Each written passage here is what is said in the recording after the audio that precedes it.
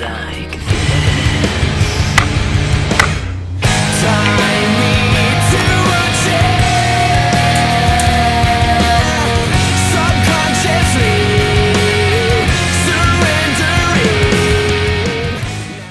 And for those who have been following me as I do this new format, I think a lot of you will notice that a lot of the knives don't tend to reach the 21 point mark. Looking at the utility, starting with concept, tactical, in my opinion, with this knife is more translated as versatile.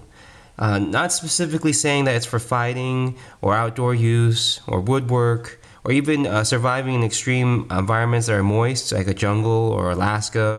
Just like how on my channel I always talk about tactical. Tactical doesn't always mean for fighting.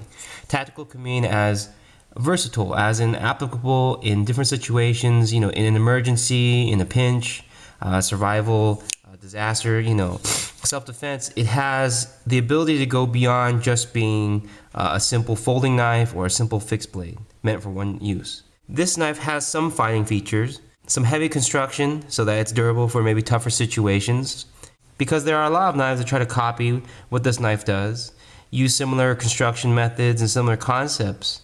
But this knife has stayed true to its design. So everything else tends to just be a variation that, again, won't exceed or surpass this, because, you know, maybe someone will come up with a beefier version, but then the beef version will lose maybe some of its carry options, or if it's even its ability to cut well. You know, it's always going to be a give or take. So for concept, I'm giving the Hinderer 3, because as being a tactical folder, it definitely goes a step above in every category. Now for construction, I'm only going to give it a 1.5, half out of 3, because nothing really is bad, but nothing also stands out. For example, on a Sebenza, you can keep the knife assembled and just take out the pivot, maintenance it, and put it back in, and then screw it back on. And the tolerances on the Sebenza are perfect to where you don't have to adjust them. It's always centered. That is more intuitive, more ingenuitive, going a step above. Or even a Cold Steel Mini Tough Light. You know, the silly construction of just a spring, you know, just a little hole drilled in with a spring and a little bar. It's just so simplistic, but it's solid because it's the one-piece construction. Those knives kind of do something new and unique. The Hinderer, to me, is very simple. It's just got 3 spacers, which I personally don't really like. I think these 3 separate parts, you know, you have a total of 9 pieces of hardware back here. It is just a little bit too much. Definitely the 3 here is strong and important for the rigidity of the knife, so that the lock bar and the handle scales don't flex and allow any movement here. But could it have been some other way? For example, a Strider integrated back spacer. That would be more ingenuitive and get more points for that. And the hardware is not as durable as a Chris Reeve knife, or even compared to a Strider. The Strider has coated screws. I mean, those are all extra steps towards making more impressive hardware. So again, on this, the Hinderer, the hardware is good, but just simple. Of course, the lockup is strong. There's no play. So I'm cutting into this wood. It's providing a lot of resistance. At the certain angle, this is the best angle I can get and actually cut without getting jammed. You can see here though, the lockup has moved. And I'll just show this right now. You can see where the lockup is. Try my best to get a good lighting.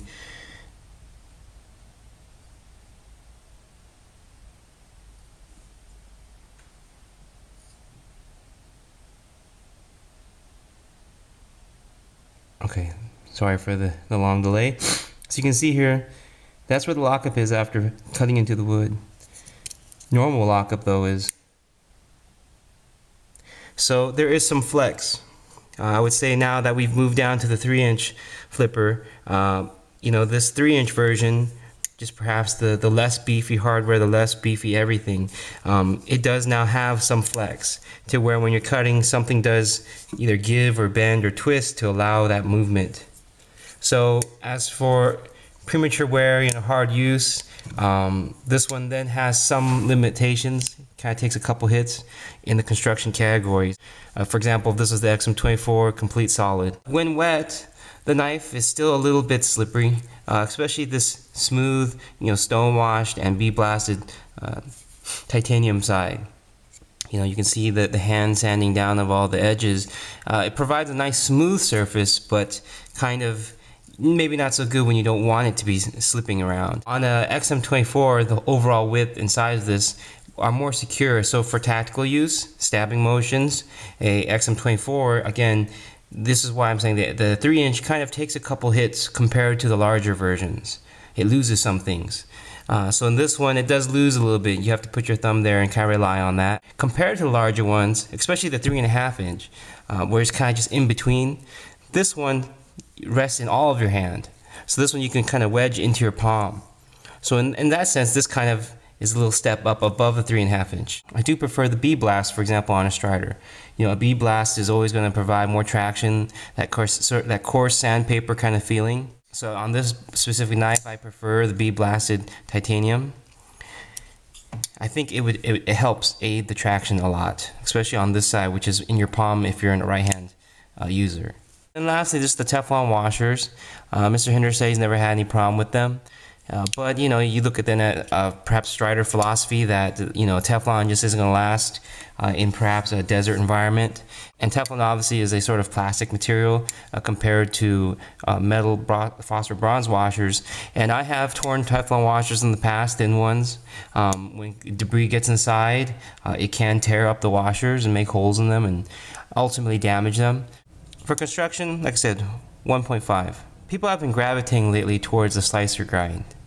But for those who don't understand, the slicer grind is actually less labor. Like you're actually paying for something easier for him to do. When you look at the original design, it being a Sponto, you know, a sort of Tonto with a curve, it was so that it could do more, in the sense, be more tactical, be more versatile, pry, have a stronger tip. When you just go down to the slicer grind, which is the one I have, which I actually don't, I would rather have the Sponto. The Sponto is more grind work, it's more difficult to do, and you're actually getting more performance. So in reality, the Sponto is the more tactical, the more, I would say, true Hinderer. People want the slicer because they assume that it slices better. You know, it's going to cut better. You know, this thinness right here, if Mr. Hinderer wanted to adjust the bevels, he could make it more of a high grind just so that the area right here would cut better on the Sponto. I've never heard of a Hinderer perhaps snapping or breaking the edge, you know, deforming. And I really think that that is where he was focusing it on. That in terms of being tactical and utility, he wanted to go towards that level of having it never have those issues of breaking or chipping or bending. But you see, overall, when you look at all the compromises, it is good. And so for performance, I'm just going to give it a 2. Because it doesn't excel in any way. It doesn't, you know, perhaps do one specific task amazingly. But as a overall utility blade and providing a wide variety of durability and also kind of performance, it does it very well. Now deployment takes a hit compared to the larger version because one, the blade, you know, it doesn't have as much weight to it. So it's not going to flip out as easily. The smaller handle and smaller overall knife and all the parts require more fine motor skills. So compared to the other Hinderers, the larger sizes, those, you know, just easier to manipulate in your hand with gloves. Just overall to deploy the knife is easier just because it's bigger. This knife again then becomes a little bit more towards utility, and this was my favorite one of all the versions. But again, see, when I look at this as a tactical knife, I don't look at it as a fighting knife at all. I look at it as an EDC utility blade that has some fighting capabilities. You know, definitely it can be used in a fight, but it was not designed for that. And we all know by now that when our adrenaline's going, they have all kinds of studies on this, and you guys should just know this now, that you lose your fine motor skills. You know, it's hard to deploy a knife. You're distracted, a lot of motion is happening, you're wrestling perhaps with someone. So this compact feeling, this compact size does make deployment a little bit harder. And again, without even with the gravity shake, it does help when you have a little bit more blade weight. You can see I was able to do it, and it wasn't horribly hard. It wasn't that much of a challenge, but there's a good detent. But again, it's just, I would say, not bad. So for performance and CQC deployment, I'm gonna give it a 2 because you can gravity shake it, and it still has multiple ways to deploy it. Flipper, thumb studs, shaking, but I just feel that it takes a hit because of the compact size. For example, you compare it to like a Cold Steel Mini AK-47 that has a wave. Compact, but has a wave, so quick to deploy. Now, designed in a tactical sense, the safety trail is done right. Compared to a Strider that could get snagged, this one, very shallow. When you slice at something, any material that would get caught here will still go through. So for example, if you're jammed up against somebody and you went to slash and perhaps they moved in and you're kind of stuck against them, you can still pull and cut across. It won't get caught on anything. The flipper itself too is thankfully not protruding too much, so you can see your knuckle kind of is ahead of the flipper. So the flipper shouldn't be a problem either. And for those people who don't get the flipper version, obviously then that is no issue also. So in terms of a cutout and safety trail, this is done right. Now as for the jimping here though, I think that is kind of silly. There's no reason for that to be there because you don't actually touch that. I mean, if you're saying for deployment, again, you probably deploy from up here. You don't really need that jimping there. You can see where if I push it down from here, compared to out here, yeah, I get more of a action. But again, that jimping, I feel like being there, it's just more prone to getting caught and providing resistance if I snag it on something. For me, preference-wise, I do prefer the flipper. I feel that as you get towards smaller knives, it's very important to have more ergonomics and safety features. And so, especially on this one, kind of again pushing towards tactical, that flipper definitely helps. When you do stabbing motions and thrusting motions, your hand is secure and cannot slide up on the blade. Again, though, without the larger portion here, if this happens in your hand, you can overcome that flipper. And thankfully, I would say overall though, very, very secure. For most hands, this will be fine. Even if you were to hold it like this, it's very, very secure on the 3-inch version. More secure feeling than the 3.5 or the XM-24 in my opinion, just because of how much of the knife you can get to sit into your hand. I'm going to give it 1.5. Just because it doesn't do anything perhaps exceptional, but it does do everything right, and so definitely average, good score. Now, performance in the tactical category to me then takes a hit, and main reason because I find this blade shape boring. For example, it's not a blade meant to control. If you slash at something, you're not going to drag whatever you just cut into across and move it out of the way. It's not a karambit. It's not specifically meant to hook anything. It's not a recurve. It's not going to hook whatever you cut and just force it to continue being cut into that little curved mouth. It's not like a Persian where there's that upswept area so that you can hook, or even if you were in reverse grip and you had the Persian style blade hooking around here, that you could hook someone's shoulder and pull them across, or hook onto any limb and stab into an arm perhaps and drag it across. You don't have any of those options. This is just a simple, straightforward, straight edge with a little curve. When you slash at something, it's just going to kind of just graze and come off. And also the fact that the grind itself is thankfully a high V-edge flat grind, but in terms of then comparing to something like a hollow grind, it's not really excelling in terms of cutting performance in a tactical situation. So for me, then I just give it a 1. The Sponta, of course, would then, I would feel, go up a notch and maybe perhaps give it a 1.5, because at least the Sponta provides a strong, perhaps durable, tactical, military style tip. So if this was a Sponta, I would give it a 1.5. Final thoughts.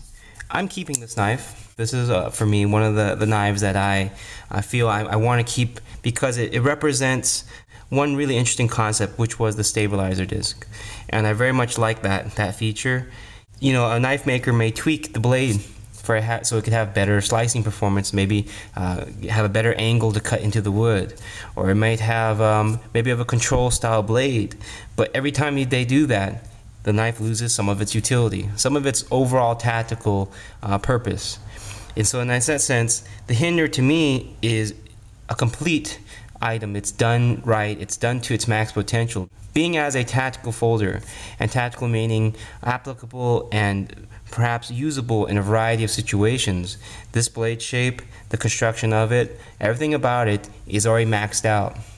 So really, this is to me symbolic of a good utility folder. So my final thoughts on this, I'm going to give it a 2. Now some suggestions for this knife. Other knives that are compact that go beyond just being a folding knife, go beyond in some categories. Cold Steel Mini Lawman, for example. The Mini Lawman is, Google videos of the Mini Lawman and it will show just how much more it can do than a typical folding knife. perhaps a Yojimbo too.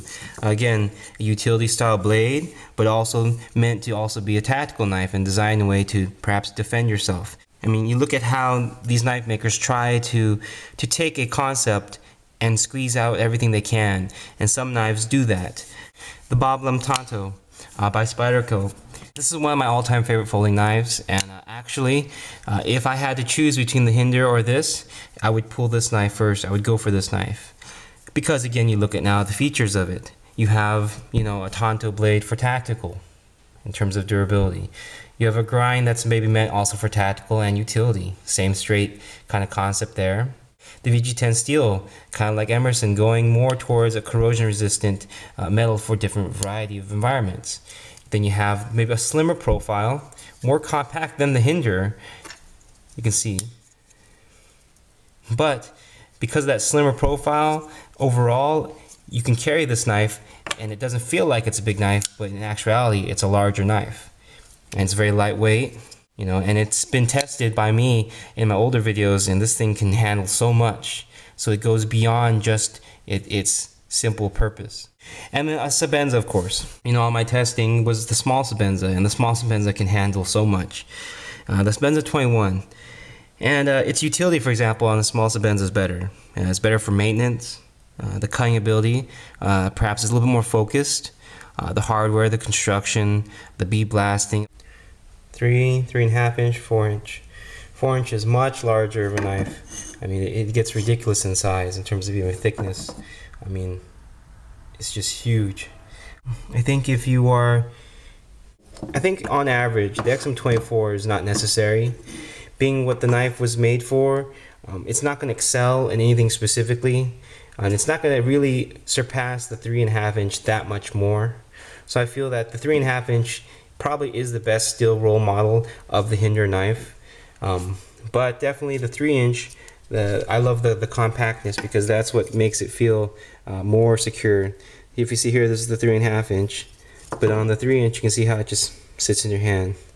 And it's more obviously convenient for EDC, which is main reason why people carry folders. And this one also, the prize giveaway, is bead blasted. So for me, this is like the perfect Hinderer. Bead blasted, and it's grippy for traction, and it's a Sponto grind.